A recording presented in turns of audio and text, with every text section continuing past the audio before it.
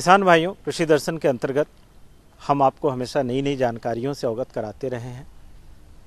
इसी कड़ी में आज हम आपको मत्स्य पालन पर एक विशेष चर्चा करेंगे। आपको मालूम होगा कि मत्स्य पालन के क्षेत्र में पिछले कुछ दिनों में बिहार का स्थान देश में उभर कर आया है। बिहार देश में तीसरे नंबर पे आता है मत्स्य पालन के क्षेत्र में।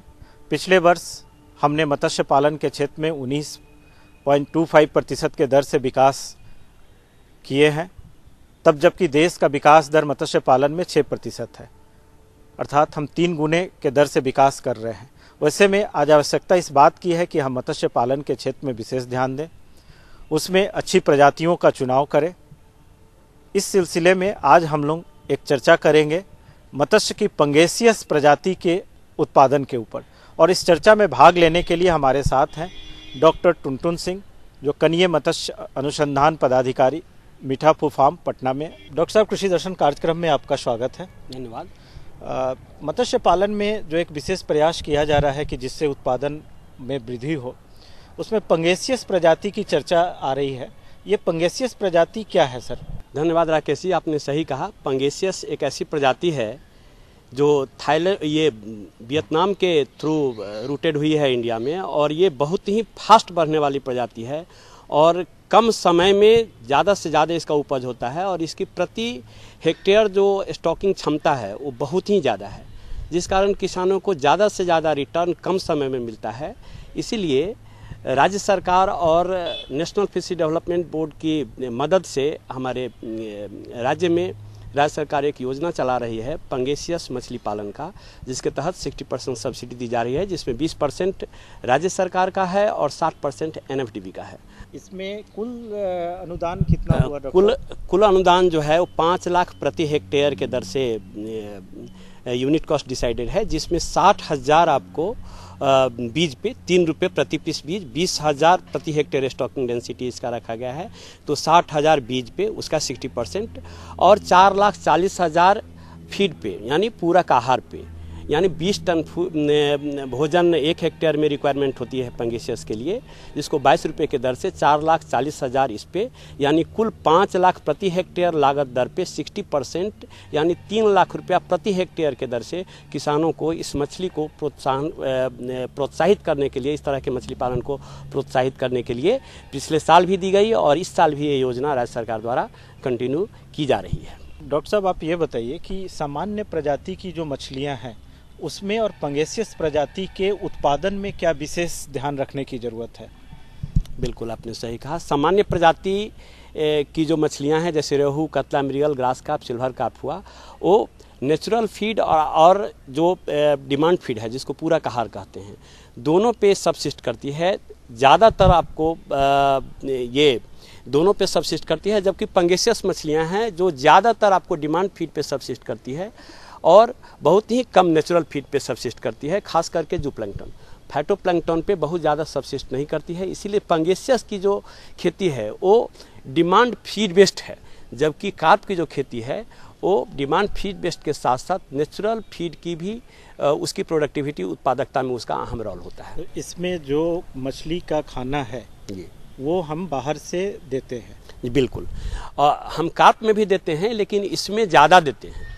इसमें ज़्यादा देते हैं चूँकि ये बाहर से मिलने वाले आहार पे इनकी आत्मनिर्भरता ज़्यादा है, डिपेंडेंसी ज़्यादा है। किसान भाइयों, जैसा कि डॉक्टर साहब ने अभी बताया आपको कि पंगेसियस प्रजाति के मत्स्य में एक विशेष बात जो ध्यान रखने की है कि इसकी जो आपूर्ति है भोजन की, वो बाहर के आपूर्ति पे ज़्यादा निर्भर करते हैं, कम समय में अधिक उत्पादन लेते हैं, इसलिए इनके भोजन के ऊपर विशेष ध्यान देने की ज़रूरत है। डॉक्टर साहब, इसके अलावा इन प्रजातियों के, पंगेसियस प्रजाति में उनके ऊपर क्या कोई संरक्षण की कोई ज़रूरत है या कोई बीमारी का प्रकोप होता हो? अगर आपने अपने तालाब में गुड मैनेजमेंट प्रैक्टिसेस में बेहतर प्रबंधन का उपाय कर रखा है तो मछली में किसी तरह की बीमारी नहीं आती है। अब मैं आपको बताना चाहूँगा कि जब हमने बीज स्टॉक कर दिया तो कैसे उसका ऑपरेशनल मैनेजमेंट करें, फीड और वाटर का, क्वालिटी का, जिससे कि इसमें बीमारी लगे ही नहीं। क्योंकि मछली पालन में कहा जाता है कि उपचार से बचाव अच्छा। तो बचाव के तौर पे आप संभव अगर है तो प्रत्येक वीक में कम से कम 25 से 30% पानी को बाहर निकाल दीजिए। अगर जहाँ पे आप नहीं निकाल सकते हैं पानी, वहाँ पे बाज़ार में उपलब्ध जो सॉइल प्रोबायोटिक्स है और वाटर प्रोबायोटिक्स है, उसे 15 दिन के अंतराल पे 400 ग्राम पर एकड़ के रेट से तालाब में छिड़काव करें। प्रत्येक 15 दिन पे कम से कम 250 ग्राम प्रति कट्ठा के दर से कैल्शियम कार्बोनेट का छिड़काव करें और संचय से पूर्व अपने पानी को स्टरलाइज कर लें 1 ppm 1 मिलीग्राम पर लीटर के रेट से पोटेशियम परमैंगनेट से और 20 kg पर एकड़ के रेट से चूना से उसको उपचारित करके इसके बाद में ही बीज का संचय करें। बीज के संचय के समय आपको ध्यान देने योग्य बातें ये हैं कि कम से कम बीज आपका 15 से 20 ग्राम का हो, जिससे कि उसकी उत्तरजीविता जो सर्वाइवल है वो ज़्यादा होगी। और खाना कभी भी आप इतना ही खाना दें जितना वो कंज्यूम कर ले। अगर वो कंज्यूम नहीं कर पाती है डिफिनिट पीरियड के इंटरवल पे, तो वो खाना जब ये रह जाएगा पानी में तो प्रोटीन का डिनेचुरेशन होगा और पानी इमीडिएटली सड़ जाएगा, जिसके चलते मछली स्ट्रेस कंडीशन में आ जाएगी, तो मछलियाँ मर जाएंगी। इसलिए ज़रूरी है कि हम जितना मछली खाना ले सकती है उतना ही खाना हम दें।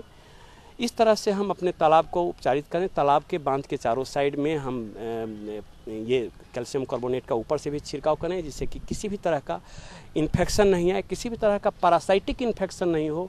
उसके लिए बेंजीन कोनियम क्लोराइड आता है, उसको 1.5 से 2 लीटर प्रति एकड़ के रेट से उसका हम छिड़काव करें। इस तरह से बेहतर प्रबंधन से तालाब के चारों तरफ सफाई सुथरा रखें।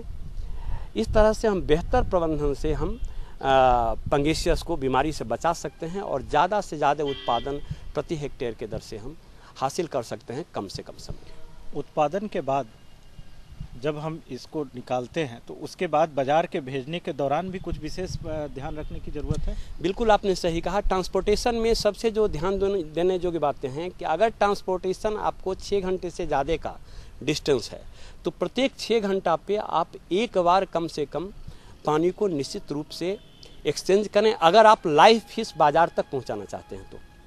एक प्रिकॉशन ये है। दूसरा प्रिकॉशन, उसका फिजिकल एक्सर्शन नहीं हो, इसलिए थोड़ा ग्लूकोज और सोडियम क्लोराइड का घोल बना करके आप टैंक में डालें।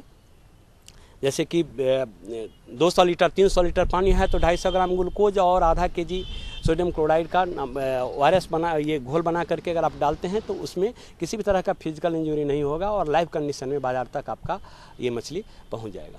किसान भाइयों, जैसा कि अभी आपको डॉक्टर टुनटुन सिंह ने बताया कि पंगेसियस किस्म के मत्स्य पालन करके आप अधिक उत्पादन ले सकते हैं, अपनी आय में वृद्धि कर सकते हैं।